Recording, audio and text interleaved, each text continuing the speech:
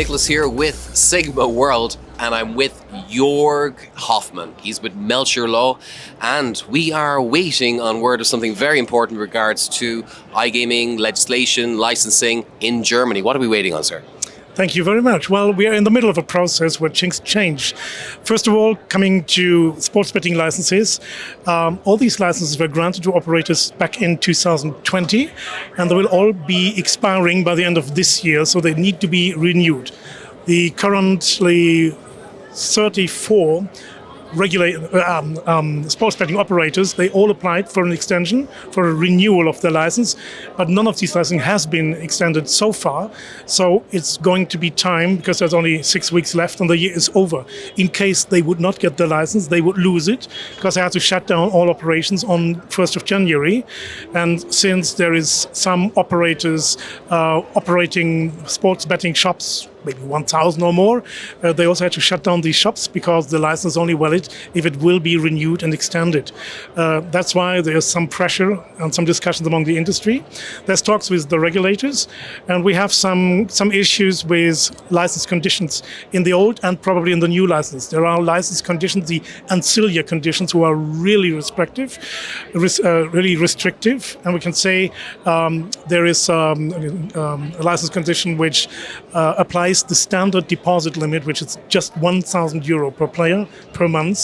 In the old licenses, it has been extended up to 10,000, or with an extended monitoring service up to 30,000. But for the renewal of a license, it's questionable whether the authority, the regional council in Darmstadt, will implement these exemptions again. So this is one of these discussions. The other one is regarding sports betting, regarding the bet types. At the moment, you are only allowed to offer sports betting on sports which has been listed on the website of the regulator. It's 13 different sports, 12 plus 1 at the moment, and during the negotiations of settlement, which take part by way of litigation, the suggestion is to raise it up to 49, which is still not much, but it's better than nothing.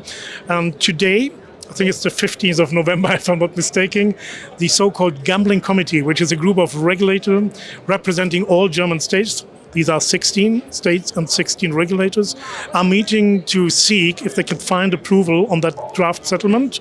We estimate they will, so we can estimate that as of tomorrow or maybe 2 days later, this settlement can be signed, but only by two parties which are starting that sort of litigation. And the regional council in Darmstadt, as the operator, will then contact the industry and ask them if they are willing to join it. If they do so, then it applies to everybody. It's not a good settlement because there are still so many restrictions, and the operators have to waive the right to litigate and challenge some ancillary conditions. There's bonus topics, other things, but we are all frightened to see we need to have a license on 1st of July and 1st of January. If that doesn't happen, everybody has to close down since the license expired. If you operate, if you continue, and probably have no legal protection by way of litigation, the courts allow you to continue, then it would be illegal gaming. If you offer illegal gaming even for a second, you'll be deemed being non-reliable and you will never get a license again. That's the situation we are in. So the difference for operators who join that settlement and to those who will not join it is, if you join it and if it comes into force, you will be allowed to offer bets on 49 different sports, and also take deposits from players up to 30,000. Those who will not join the settlement can only take deposits up to €1,000 per month and player, and only offer bets on sports with the amount of 13, which makes them completely incompetitive. You can imagine this is kind of forcing the industry to signing it. Of course, you can consider as an operator to challenge this by and continue legal proceedings. At the moment, there is a lot of pending legal court proceedings dealing with these issues, and the intention of the regulators is to solve it. Behind everything on the regulator side is the so-called Gambling Committee, which I just mentioned. They will be out of office, out of their position by the end of this year, being replaced by an administrative board of state chancellors 16 state chances of 16 German states as of 1st of January, because we are getting a new super regulator. The German term is the Gemeinsame Glücksspielbehörde der Länder. This stands for Joint Gaming Supervisory Authority. This authority will be located in the state of Saxony-Anhalt, in the city of Halle. Currently, we have two regulators. One is also in Halle.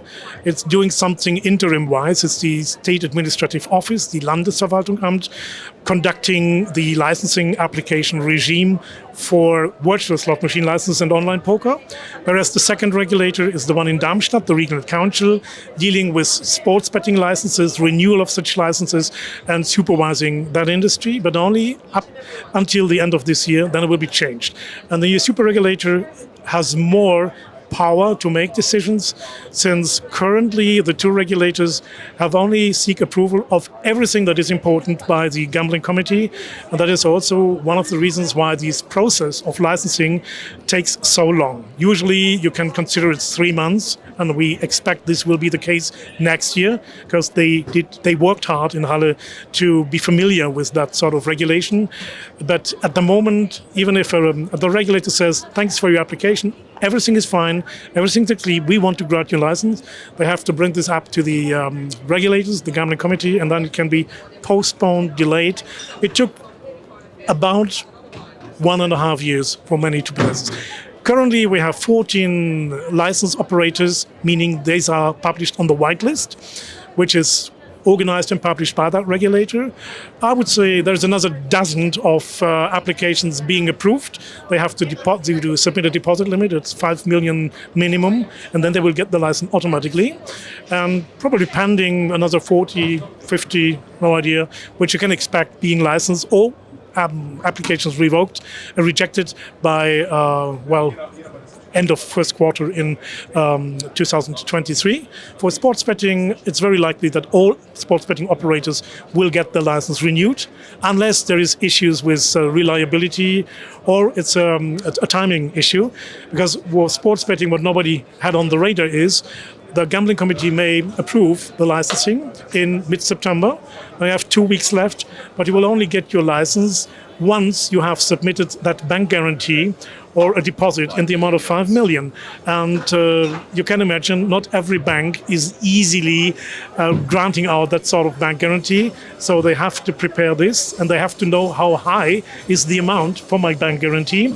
It's a minimum of 5 million. But if it's an operator successfully generating more stakes, more turnover, then there's a formula that says you have to combine your planned prognosis for 23 till 27, 5 years, and the amount of stakes you expect to generate within that period of time. So you add for every year the estimated amount of stakes, and then you divide it by 60, which is 60 months, of course, for 5 years, and that amount equals the amount you have to deposit. This could easily be 20 million, could go up to 50 million, and then it's a cap. So that is complicated, but it's exactly what happens in my jurisdiction at the moment. We're looking with the Germans. We expect efficiency to be expected. Germany, it's probably a huge population base, extraordinarily potentially lucrative market, but as you say, incredibly restrictive. Even restriction on the word online casino, right? Yes. First of all, I need to reply, we're good in engineering, but we're the worst in regulation, gambling regulation. And online casino is something very specific. Usually you would say this business, offering slot machines and everything else, is of course a typical online casino business. What else should it be? But the Germans tried to distinguish between slot machines. They call this virtual slots, and the online casino in a specific meaning, which is table games, bank holder games, live casinos. That is not subject to the license you can apply for in Halle. And by the way, the authority in Halle is not a federal authority. It's an authority that has a legal basis provided by the interstate treaty, which has been signed by all prime ministers of all German states. So it's a state, a Länder authority, but with power given by all the other lenders. For online casino games, it is possible to apply for such a license, but these will be granted by the 16 German states.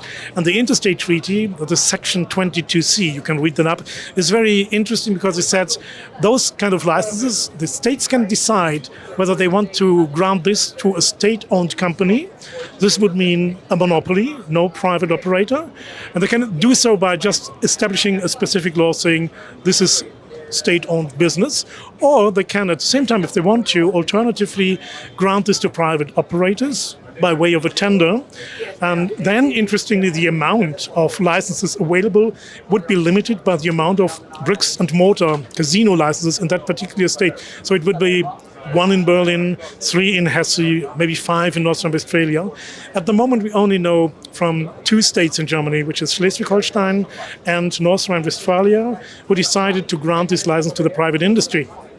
All the others are very reluctant, and the majority at the moment is going to decide we do it on our own by way of monopoly.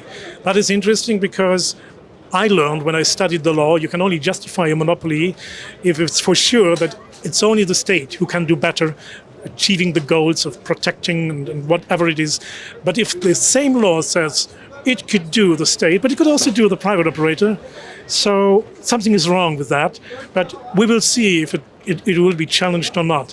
And for that reason, because there's this distinction between online casinos and virtual slot machines, the state says if you're operating a virtual slot machine casino, you're not allowed to use the term online casino or online casino games, because we do not want to think that people who are looking to find an online casino are linked with your offerings. They should come to the state-run or state-offered online casino specific license. That is complete madness. It's absolutely cannot be justified. It's stupid, but that's the law, and it's subject to our daily business.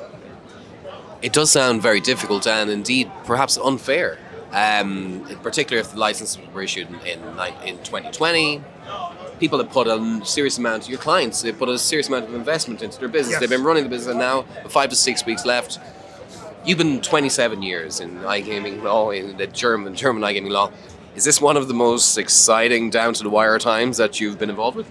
It is one of the most exciting because it's happening, even if it's happening in a very bad manner.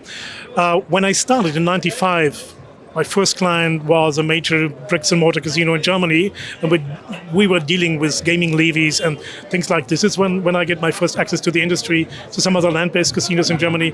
I moved to the online space in an international practice in 2006, and then things developed enormously. 2006 was also a historic year in Germany because we had a decision of the German Constitutional Court ruling out something on the state monopoly on sports betting and lotteries in these days, saying what the state does is nothing else a private operator would do, trying to generate as much turnover as possible, advertising aggressively. So if you want to justify the monopoly, you could either restrict yourself completely, making a U-turn, no more advertising, only information.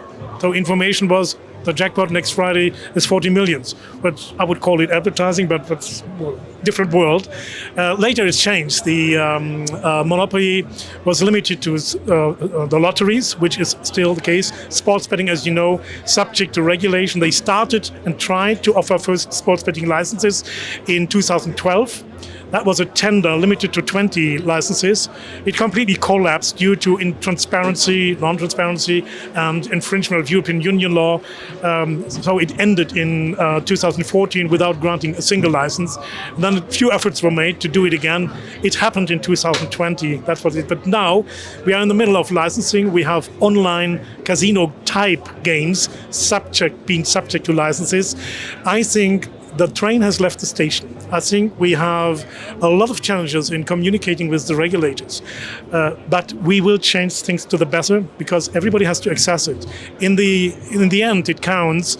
At the end of the day, it counts whether the traffic goes out of Germany, the black market, or stays in Germany. At the moment, it looks like 70% of turnover move to those operators who have no restrictions at all. But they will be facing some aggressive enforcement, including criminal sanctions, probably criminal investigation, and we will see how this ends up. And at the end of the day, we will see if we need to adjust the restrictions and remove them slightly. And this is what I anticipate will happen. And one final word, because I think it's very important. We made some experience with the regulators over the last years during the licensing applications. They all tried to do their best. Sometimes they were flooded with work. And in the beginning, when Saxony-Anhalt, the regulator in Halle, they started from scratch. All these people had no idea what gaming is all about because they had no experience, with very few exceptions. They were not responsive. They couldn't answer any questions in the first weeks or months, and they didn't even sign an email or give you any contact details. That was very disappointing. But this changed completely. I've been in meetings with these people in the office in Halle. We're in close contacts, and so are my colleagues with other law firms. And I must say, it's a good example of how can develop themselves to the better. They are responsive, they are supportive, they listen to you, and they try to find solutions, because the only thing they want is a proper and solid, regulated and licensed market. Keep the black market operators out, but support those who are willing to comply, which is their task, of course. They understood the way this is going. It makes me a bit more optimistic, because I think it's so important that the industry and the regulators are in a constant dialogue and build up a level of trust and confidence. Only then, but then definitely things can change to the better. This is not your first Sigma, I'm assuming. Not really. I think I met Ayman years ago in Tel Aviv when he was planning his first Sigma. And I was vice president or president of the International Masters of Gaming Law in these days. Can't remember what it was, but he approached me and said, we need some good international speakers. And IMGL is a preeminent association of leading gaming lawyers all over the world. So I put together some panels, and since then we are working together, and we're always happy to be here. Right now, at the moment, there is two IMGL masterclasses taking place in the conference area, which is today. And so it's a good relationship and a good friendship, and congratulations on this enormous success. It's 25,000 people coming to the island, and they're all here, and there's no 10 seconds where you do not bump into someone you know. Well, this is something which I really call a big, great success project. Success, and obviously you've known that you've been around for so long, you're going to have made a lot of friends and Yes. A lot of contacts, and obviously you guys at Welcher, you've got a lot of weight. One last question, just about Malta. Malta. What do you think of the place? Well, I would say there's two angles. First of all, it's the island. And I know Malta for over 20 years. I've been here very, very often, frequently, of course, basically on business purpose, sometimes private. And as a tourist, I came here 20 years ago.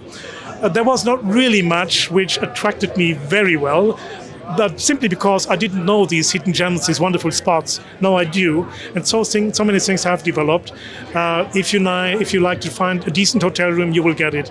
If you are looking for perfect food, dinner, restaurants, you have a choice. The island is beautiful. The sea has a certain kind of blue, so is the sky, and the people are most friendly, and so. All over the time, I made many friends with Maltese people. And of course, and that leads to the other angle, the gambling sector is always ahead. And if Malta sees we need a change, or maybe an old idea doesn't work any longer, they're looking for the next level of development, industry, technology. It all started with the licensing regime. What a great idea for a small island to say we are issuing licenses and the whole .com market can accept it. Well, it turned out that this was not the case. In every jurisdiction, Germany never recognized the Maltese license, but usually they could, because we are in the European Union, and usually certificates, licenses are valid on a cross-border basis if it's a freedom of services. So we could say that Germany may be infringed against the freedom of services. Probably yes, but this has never been decided in a way the industry would have needed it. But it was always a very important value of that license that you could refer to the freedom of service, could say, it's not us being illegal or being infringing any rules. It's the state in Germany who is not offering a proper system of licensing. They always collected taxes, no matter whether they called you illegal or legal, they wanted taxes. That's the only state I know across Europe or maybe in the world that is collecting collecting taxes, but not offering a solid legal basis to do your business, which they obviously love to tax. So that is different, and so far being here always extends your horizon. You can see what's next. You can see who is going to invest in the business. You can see entrepreneurs looking into the horizon, and that's why it's in my calendar every year to be here. Not only for Sigma, there's many occasions. I love them all. Wonderful. Dr. Hofmann, thank you very much for your time. Melchers Law, I appreciate you being here. Excellent. Nicholas Thank you. signing off for Thank Sigma you. World.